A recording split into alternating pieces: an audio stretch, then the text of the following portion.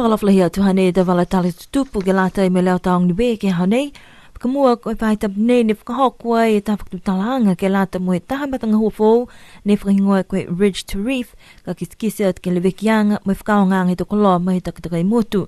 Toko ue pulutu ne kua hoku mai ke tause e te kumkumianga ke tonghia I taha kotaki mo e pepa ke lata me ono nuanga he tamatanga hua ka tause e ki ni we. Koe manako ke kumpuhala ke lauia osi e tau whahi ke he tunga I e tau whahi he tau whanu takataki maanga. Tau tangata tau whahi tau bisinisi tau whai whenonga e waiawa ke langmatai e puipuianga e toko loa mo e tau taonga he motu. Kua fuafua koe 5 miliona tala Amerika ke whakangahua I ke lime tau mo e whakatupianga mai he Global Environment Fund ka e whakangahua mai he UNDP. Lahianga ia e ngahua he talahau e lo tutu pulotu ni kua hoku mai ke motu ke tau se ke whakatokatoka e tau manako mai he motu mo e ono ke kamata whakangahua e tau tupi nei mo e whakahoroanga ngahua ke he lotonga he tau kahau. Ke he tau whiua he tutula matakau ne kua hokua tuai ki Glasgow koe whiua langa ki mamafa he wata ko Danny ne mani ko ia e tangata whakahiko e he matakau langa ki mamafa ne kua langa ki e mai matakau aniwe koe hana tau malolo ke he pungipungi ni nei moa e ia ta seu whang fumalia me kilo ke he snatch mo e ta seu fitung furuma ono ke he clean and jerk moa e ia katoa toa koe tōru seu ua furumataha uka ia mo e tahatangata langa ki mai Samoa kai longona mai tahe langa ki hana he snatch nei nā kei tutu si taha fuki kua langa ki whakahiko hana ke he clean and jerk nā kei hokosia koe taha seu furumatahi kilo ka kolu tolu ni ko moa e tau pene ke he tau whiua nei kautua e tahatangata langa ki mai Canada whaasiau hana ola katoa ni langa ki whinatua e Penicilliva kia ite te tanamo mai Nauru tolu seu hivung whamaone kilo hana mai tūtolu e tangata langa ki mai Australia tolu seu wangfunga walu e kilo. Ke mga honei ko whakatali atua ke toko ue whanau ni we ke halaua tau whiua Lisi Javelin ko iki pāmisi kia tō Lisia ia ke fufuta e ke he mtahala ua furu ke tai hewa he pūri pō a tai au koso ko e pungi a pungi ia ke he tula ni we. Toko hong whamatahalo tōru ka Lisi mo e ko iki pā ka ko ia tangata whakahiku ka Lisia I ke fufuta ia. Ko misinia kia tō Lisia ia mo mitakau he fufuta B ko lo tōru ia ka Lisia ke ua furu ke tai hongo furu taha tula ka osi e mitakau whakapā. Toko hong whamataha fōke lo tōru he fufuta ia mo e kua whakatoka I ke he whakaroanga ko misinia ka Lisi whakamua he mitakau ia. Amana ki mawhalo se te whiua ia hea te tōra tau whānau.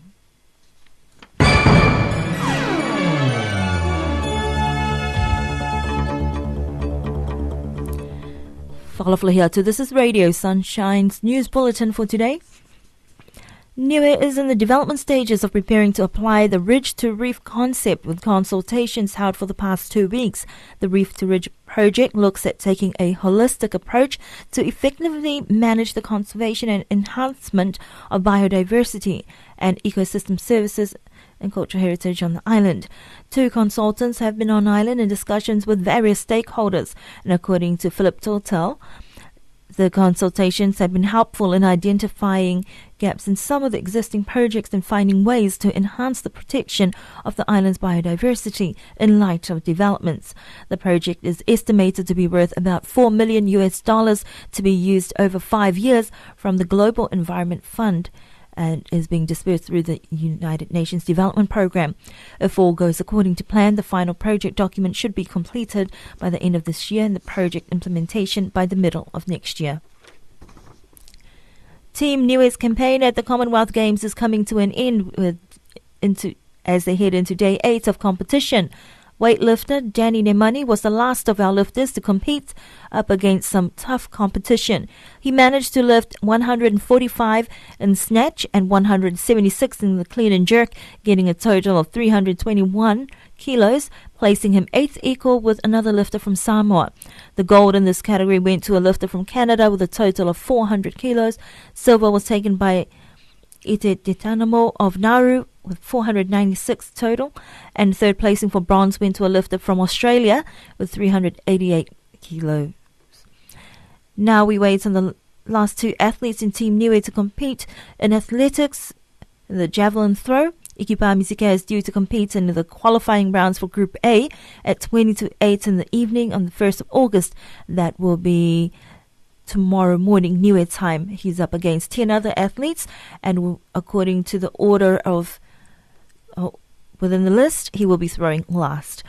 As for Misinia Misika, he'll be throwing in the qualifying rounds for Group B an hour later, also up against 10 other athletes, and he will be the first starter.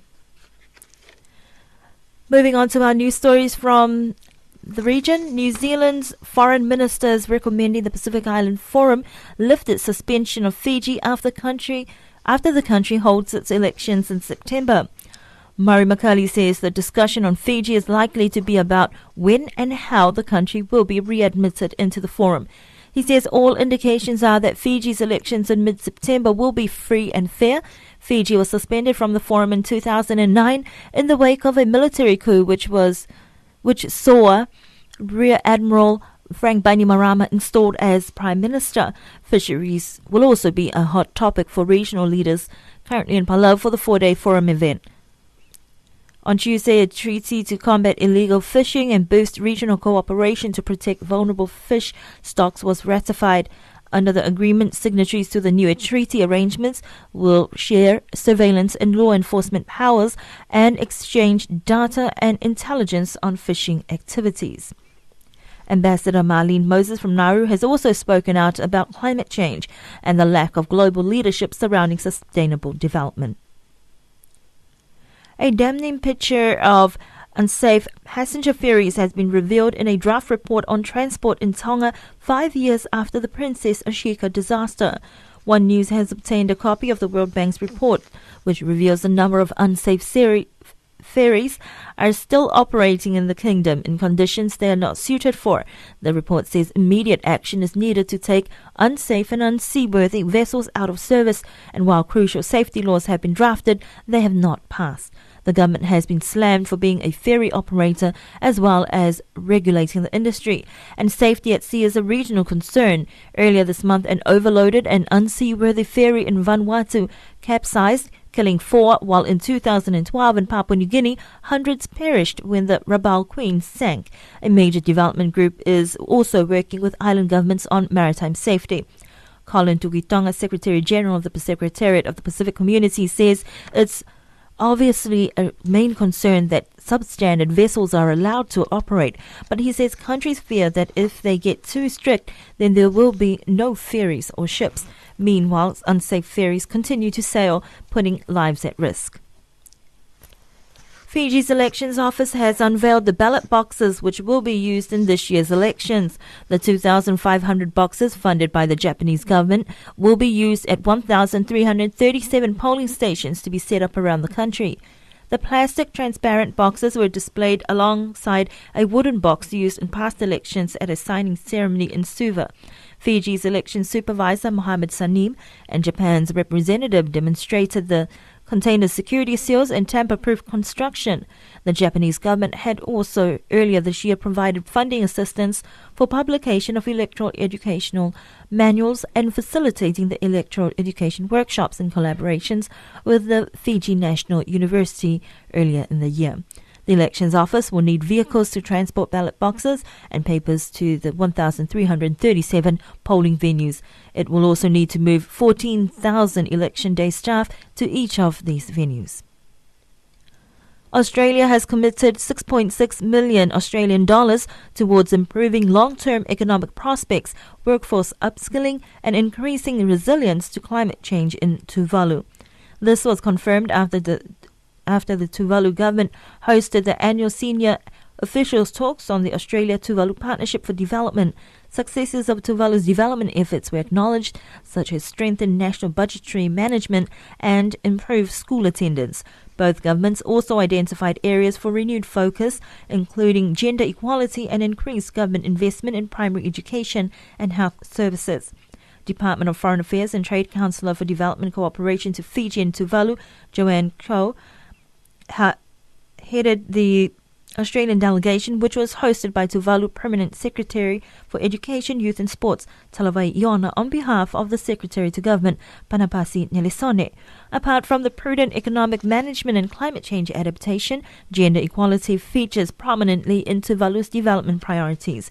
Both governments will work together on an aid investment plan for Tuvalu in line with the new Australian government's aid policy and Tuvalu's National Development Plan. France's highest administrative court has rejected a petition by the French Polynesian opposition to annul the result of the territorial election in May last year. The court ruled that the challenge had been received on the 29th of May, which was 8 days too late for it to be considered.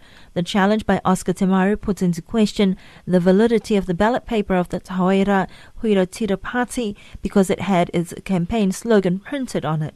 In an immediate response, Temaru's party has questioned the decision, saying it sent the complaint from Tahiti by post on time and will therefore seek a revision for what it considers to be a procedural error at the court in France. Meanwhile, the French Polynesian President Gaston Floss has told the opposition in the Territorial Assembly that no matter what it does, it won't be able to take down his party. Although Floss has not been served the sentence, he has asked Francois Hollande for a presidential pardon and is continuing in office. Several opposition politicians have questioned the credibility of the Territorial Assembly in making laws when the territory is run by a person deemed by the law to have to leave office. A new survey has found female entrepreneurs in the Pacific are doing a better job breaking into the export market than their Australian counterparts. The Pacific Export Survey of 14 Pacific nations found 27% of companies in the region are run by women.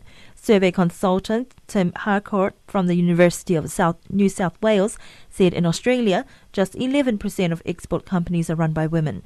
The survey commissioned by Pacific Islands Trade and Investment also found access to finance was a big problem.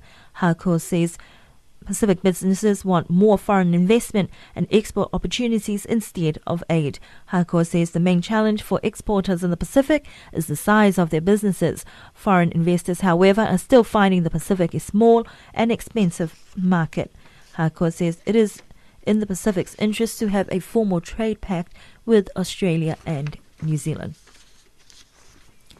And that is our news bulletin here on Radio Sunshine for today.